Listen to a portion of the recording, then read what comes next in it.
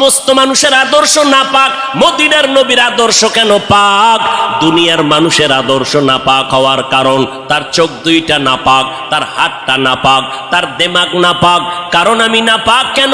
বক্তা হইয়া চেয়ারে বসে মজার মজার বয়ান দিলাম, কিন্তু এই এলাকার মানুষ জানে না আমার হাতটা কি পরিমাণ গুনার কাজ করেছে, আমার জবানটা কি পরিমাণ অপরাধ করলো, আমার চোখ দুইটা কি পরিমাণ অন্যায় করেছে। এই এলাকার মানুষ যদি জানতো, আমার চেয়ারে বসে বয়ান করার সুযোগ দিত না। আল্লাহ কয়, বান্দা আমি তোর সম্মানটারে নষ্ট করি নাই। কারণটা কি জানো? তুই বড় আলেম এই জন্য না, তোর বডির মধ্যে আছে পয়গম্বরের আদর্শ, আর তুই মুহাম্মদের উম্মত হওয়ার কারণে তোর ইজ্জত নষ্ট করি নাই। নষ্ট তো করি নাই, আমি আল্লাহ তোরে আবার ডাক দিলাম, তওবার দরজায় ঈশা যদি 2 ফোঁটা চোখের পানি ছেড়ে আমি আল্লাহকে একবার আল্লাহ বলে ডাক দাও, লাব্বাইক বলে যদি তুই হাজিরা দাও, আমি আল্লাহ তোর জীবনের সব গুনাহগুলো মাফ করে দিব। কারণ আমি চাই না আমার মায়ার নবীর উম্মতেরা জাহান্নামে যাবে। কারণ একটা সেকেন্ডের আযাব আমার কোনো বান্দা সহ্য করার শক্তি হবে না। আম্মা জান আয়েশা বলেন, একদিন দেখি আমার মায়ার নবী আমার হুজরায় বসে গুনগুন গুনগুন করে কান্না করেন। আমি আয়েশা বললাম, নবী আমার কোনো ভুলের কারণে আপনি কাঁদেন, আমার কোনো ব্যবহারে কষ্ট পাই আপনি কাঁদেন নাকি? মায়ার নবী কয়, না না আয়েশা, তোমার ব্যবহারের কারণে কাঁদি না, আমি কান্না করি হাসরের ময়দানের কথা মনে পড়ে গেছে রে আয়েশা। ওই হাসরের ময়দানটা কেমন ভয়ঙ্কর হবে, ওই কথা মনে পড়ে যাওয়ার কারণে আমি কান্না করি। ও নবীর উম্মতেরা, আমার নবীর আদর্শ দেখিয়া মক্কার মানুষ দলে দলে কালেমা পড়ে নবীর সৈনিক হয়ে যায়। আমার নবীর কেমন আদর্শ! নবী রাস্তা দিয়ে হাঁটে, যেখানে কদম দেয় ওখান থেকে দীর্ঘদিন মেশকের ঘেরান আসতেছে, নবীর ঘাম থেকে মেশকের ঘেরান পাওয়া যায়। আমার নবী হাঁটতেছেন রাস্তা দিয়া, বারবার সালামের আওয়াজ শোনা যায়। সাহাবায়ে কেরাম বলেন, মানুষ নাই, সালামের আওয়াজ কোথার থেকে শোনা যায়? নবী বলেন, ও সাহাবায়ে কেরাম, আমি মুহাম্মদের সুসংবাদ পাইয়া জঙ্গলের হরিণ আমারে সালাম দিয়েছে, জঙ্গলের বাঘ আমারে সালাম জানিয়েছে, জঙ্গলের প্রাণীরা আমারে সালাম দেয়। আমার নবীর শরীরের মধ্যে মশা মাছি পড়া হারাম। আরবের মানুষ তাকায় দেখে মুহাম্মদ যেদিকেই যায় একটা মেঘের খণ্ড তার মাথার উপরে। কেন? সূর্যের গরম জানো নবীর শরীরে লেগে কষ্ট না দেয়, মেঘের খণ্ড ছায়া দেয়। আমার নবীর শরীরে মশা পড়ে না, মাছি পড়ে না, নবী কষ্ট পাবেন। সেই নবী আমার এই উম্মতের আদর্শ বাস্তবায়নের জন্য পেটে পাথর বেঁধে কালেমার দাওয়াত দিলেন। আমার নবী মা হারা ইয়েতিম, বাবা হারা ইয়েতিম। নবী বলে, আমি দুনিয়াতে এসে একবার আব্বা বলে ডাক দিতে পারি না। এর উম্মতেরা 6 বছরে মা হারায় ফেললাম, 8 বছরে আমার দাদাকে হারায় ফেললাম। আমার আরবের মধ্যে কেউ নাই, চারদিকে আমার দুশ্মন। আমি কালেমার দাওয়াত নিয়ে কোথায় যাব? আমি ঘরের মধ্যে বসে কাঁদতেছি। ওই সময় আমার এক আপন, আরবের মধ্যে আর আপন আমার কেউ ছিল না। 2 জন স্বামী বিদায়ের পরে একজন নারী, 40 বছরের বিধবা নারী খাদিজা। আমি মুহাম্মদ 25 বছরে তাকে বিয়া করে নিলাম। আল্লাহর আদালতের অনুমতি নিয়ে বিয়া করে ফেললাম। ওই খাদিজা আমার কান্নার কারণ জিজ্ঞেস করলেন, নবী কেন কান্না করেন? ও খাদিজা কান্দি কেন? আল্লাহ আমাকে কোরআনের আলো দান করেছেন, আমি এখন কালেমার দাওয়াত দিব, আমার এই দাওয়াতকে গ্রহণ করবে। আমার ঘরে বাইরে চতুর্পার্শ্বে দুশ্মন, আমি কার কাছে দাওয়াত নিয়ে যাব? আম্মা জান খাদিজা চিৎকার দিয়া বলে, নবী কোনো পেরেশান হবেন না, এই জমিনের মধ্যে কেউ যদি আপনার কালেমার দাওয়াত না নেয়, আমি খাদিজার হাতটা ধরিয়া আপনি আমাকে প্রথম দাওয়াতটা পড়াইয়া দেন, কালেমা পড়াইয়া দেন। এই জমিনে মরিয়াও যদি যায়, ইতিহাসের পাতায় থাকবে মুহাম্মদের হাতে প্রথম দাওয়াত গ্রহণকারিনী কোনো পুরুষ না, তিনি একজন মহিলা। কিয়ামতের ময়দানে মদিনার নবী বলেন, জান্নাতের 8টা দরজা যখন খুলিয়া 4 জন নারীকে ডাকবে, আসো জান্নাতের দরজা খোলা হয়ে গেছে, আসো। চারজন নারীকে ডাকবে, তোমাদের কোনো হিসাব নাই, তোমাদের কোনো কিতাব নাই, তোমাদের কোনো পেরেশানি নাই। জান্নাতের 8টা দরওয়াজা, সব দরজা দিয়া ডাকবে, আসো। জান্নাতের হুর তোমাদের জন্য অপেক্ষা করতেছে, জান্নাতের বিছানা তোমাদের জন্য রেডি। কেন তুই সূর্যের গরম জানো না লাগে? কারণ সূর্যের গরম লাগলে মাথার মগজগুলো টাস টাস করে ফেটে যাবে, একটা সেকেন্ডের আযাব সইতে পারবা না। আসো, কোনো হিসাব নাই, জান্নাতের 8টা দরজা খোলা, কোন দরজা দিয়ে ঢুকবা? আসো। ও এলাকার মা বোনেরা, 4জন নারীকে জান্নাতের 8টা দরজা ডাকবে, এর মধ্যে একজন নারী হবেন আমার নবীর কলিজার বিবি। 2 জন স্বামী বিদায়ের পরে বিধবা 40 বছরের নারী খাদিজা রাদিয়াল্লাহু তাআলা আনহা। ওই খাদিজা ডাক দিয়া কয়, ও নবী, আপনার হাতের কালেমার মুসলমান আমি একজন হয়ে গেলাম। নবী এবার কান্না বন্ধ করে বের হয়ে গেলেন। আর আমার দুঃখ নাই, আমার খুঁটি যখন মজবুত হয়ে গেল, আমার ঘরের চৌকাঠ যখন মজবুত হয়ে গেল, এখন আমি দাওয়াতে নেমে গেলাম। মায়ার নবী দৌড়াইয়া মানুষের দ্বারে দ্বারে গিয়া গোপনে গোপনে দাওয়াত দেয়। হাঁটতে হাঁটতে হাঁটতে হাঁটতে আমার নবী পাথরওয়ালা জমিন পাড়াইয়া তায়েফের ময়দানের কিনারায় দাঁড়ায় কয়, তোরা আমারে চিনোনি, আমি মক্কার মুহাম্মদ, আমি এক আল্লাহর দাওয়াত দিয়ে আসছি, গ্রহণ করো। এই আসমানের মালিক আমার আল্লাহ, এই জমিনের মালিক আমার আল্লাহ, ওই একটা আল্লাহ, আর কোনো আল্লাহ নাই। ওই আসমানের মালিকের পক্ষ থেকে আসছি, কবুল করে নাও। তায়েফের বেঈমানেরা কয়, এটা তো সেই মুহাম্মদ মক্কার পাগল। বাচ্চাদের ডেকে বলে, পাথর মেরে মেরে মুহাম্মদের তাড়াইয়া দাও। যেই নবীর শরীরের মধ্যে মশা মাছি পড়া হারাম, মেঘের খণ্ড ছায়া দেয়, আমার নবী যেন কষ্ট না পায়। ওই শরীরের মধ্যে কাফেরের গোলামেরা এমন বৃষ্টির মতো পাথর মারতেছে, পাথর পরে পরে নবীর শরীর থেকে রক্ত প্রবাহিত হইয়া জুতা আটকাইয়া গেল। মায়ার নবী কান্না করেন আর কদম বাড়াইয়া বাড়াইয়া মক্কার দিকে রওনা হলেন। আবার যত দূর যায় আবার তায়েফের জমিনের দিকে তাকায়, আর আমার মায়ার নবী চোখের পানি ছেড়ে কান্না করে আর বলে, উদয়ার মালিক, তুমি একটু এদের দিলে রহম দাও।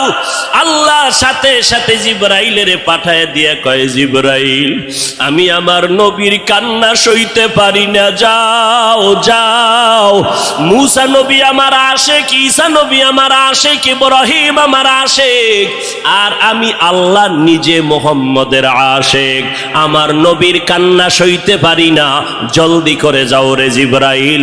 নবীর অনুমতি নিয়া তায়েফের জমিন উল্টাইয়া তায়েফের মানুষগুলো ধ্বংস করে দাও। জিবরাইল আমিন আইসা আমার নবীরে যখন বললেন, নবী বলে, খবরদার ও ভাই জিবরাইল, এই তায়েফের মানুষগুলোকে তুমি মারবা না রে ভাই, কারণ আমি দুনিয়াতে আসছি রহমাতুল লিল আলামিন। আজকে ওরা আমাকে চিনে না, এই জন্য আমারে পাথর মেরে তাড়ায় দেয়। ওরা যদি জানতো আমি মুহাম্মদকে, ওরা তো জানে না আমি মুহাম্মদের বাবা নাই, ওরা জানে নাই আমি মুহাম্মদ বড় অসহায়। ওরা যদি জানতো আমারে মোহাব্বত করে ওরা আদর করত, পাথর মারতো না। ওরা চিনে না, এই জন্য আমাকে পাথর মেরে তাড়ায় দিতেছে। একদিন যদি কবুল করেন আমার আল্লাহ, ওদের দ্বারা কালেমার খেদমত হবে জমিনের ভিতরে, ওদেরকে মারা যাবে না। ও জিবরাইল, এদের উপরে কোনো আঘাত করিও না। আমার মায়ার নবী রক্ত রক্ত পড়ে জুতা আটকায় গেল।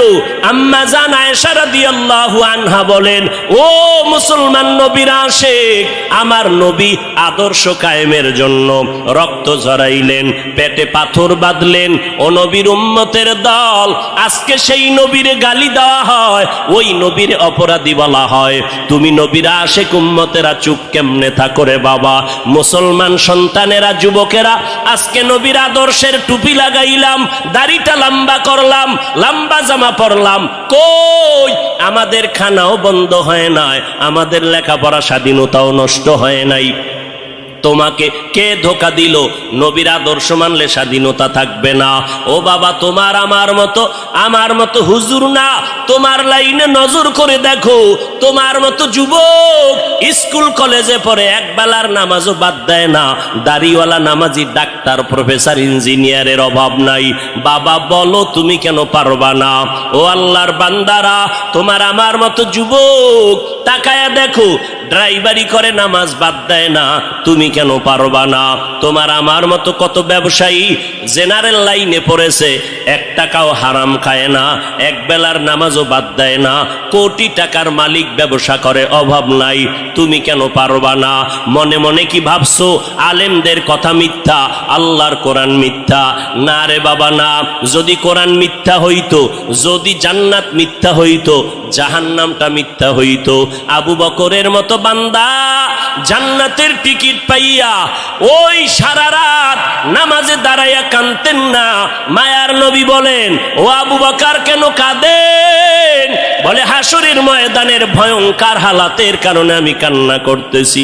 আম্মা জান আয়েশা বলেন, নবী যখন কান্না করেন, আমি বললাম, নবী কাঁদেন কেন? নবী বলেন, হাসরের ময়দানের কঠিন হালাতের কথা মনে পড়ে গেল। কেমন কঠিন হালাত হবে নবী? আম্মা জানকে আল্লাহর নবী বলেন, আয়েশা, কিয়ামতের ময়দানে মানুষগুলো সব উলঙ্গ দাঁড়াবে।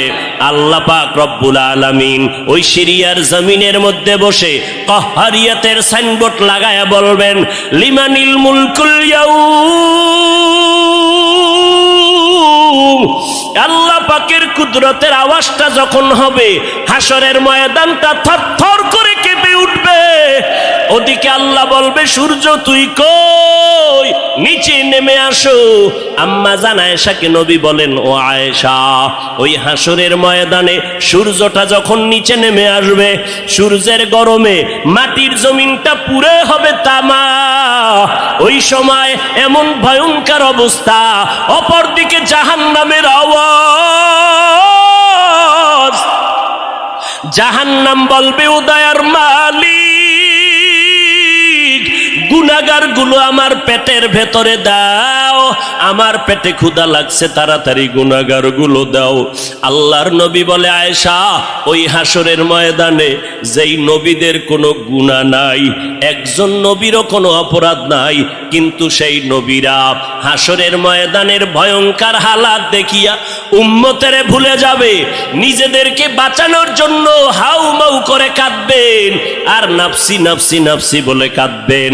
মূসা নবী উম্মতেরে ভুলিয়া নিজেকে বাঁচানোর কান্না করবেন, আদম নবী কান্না করবেন নাফসি বলে। আম্মা জান আয়েশা বলেন, নবী, ওই হাসরের ময়দানে আপনি কি করবেন? মায়ার নবী কাঁদেন আর বলেন, আয়েশা, ওই কঠিন সময় আমি মাওলার কাছে সিজদায় পড়ে কাঁদবো। ওই সময় আমি আমার নিজের জন্য চিন্তা করব না, আমি কেঁদে কেঁদে বলবো, আমার উম্মত গুলো কই? ও আল্লাহ, আমার উম্মত গুলো জান্নাতে দাও। একটা উম্মত জাহান্নামে গেলে আমি মুহাম্মদ জান্নাতে যাব না রে আল্লাহ।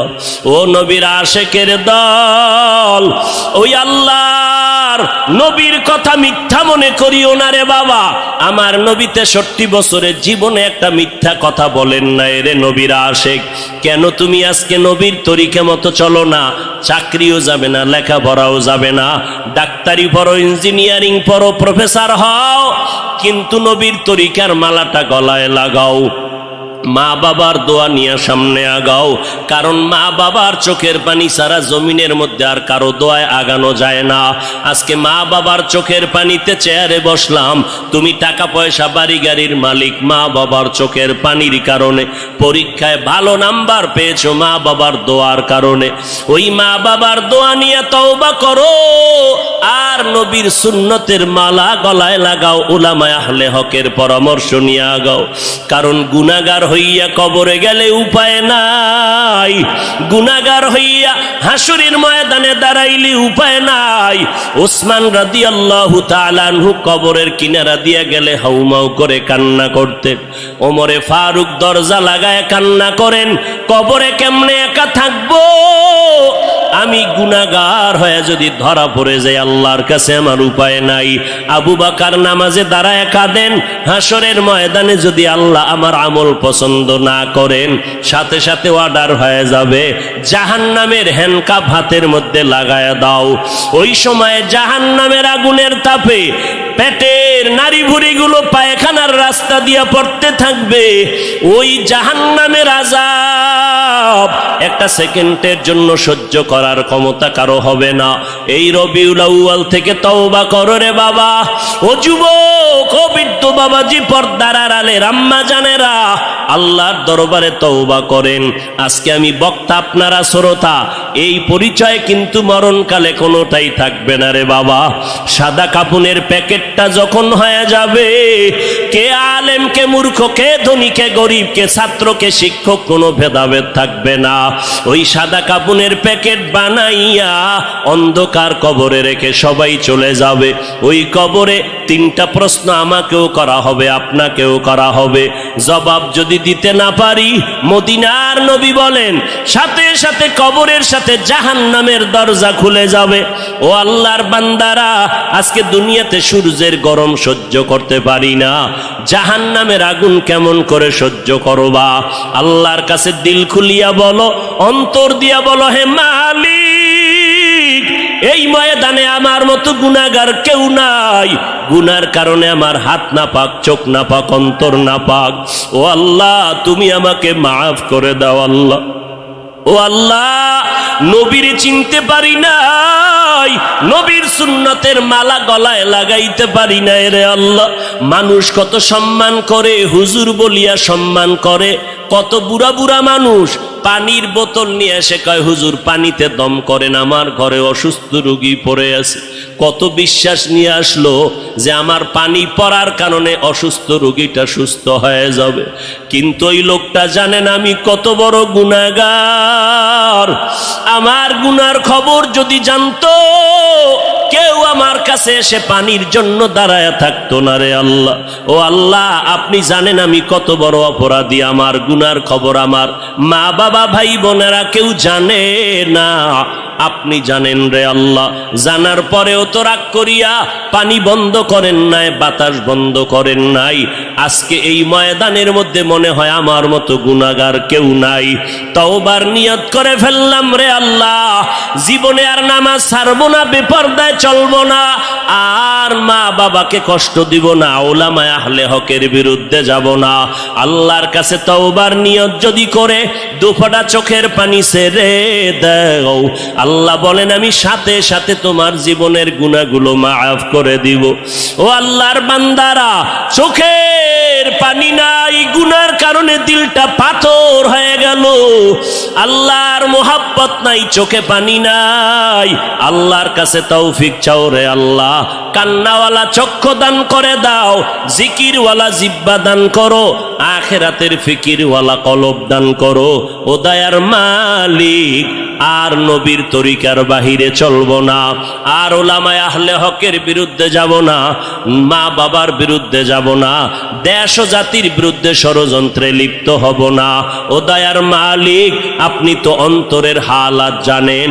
এই ময়দানে সবার তওবা আপনি কবুল করে নেন। এই ময়দানে সব আপনার আশেকদেরকে দিনের খাদেম বানাইয়া তওবার উপরে মজবুত হইয়া মরণ পর্যন্ত নবীর তরিকা মেনে চলার তৌফিক দান করেন। আমিন। বাবা নাই, বাড়ি নাই।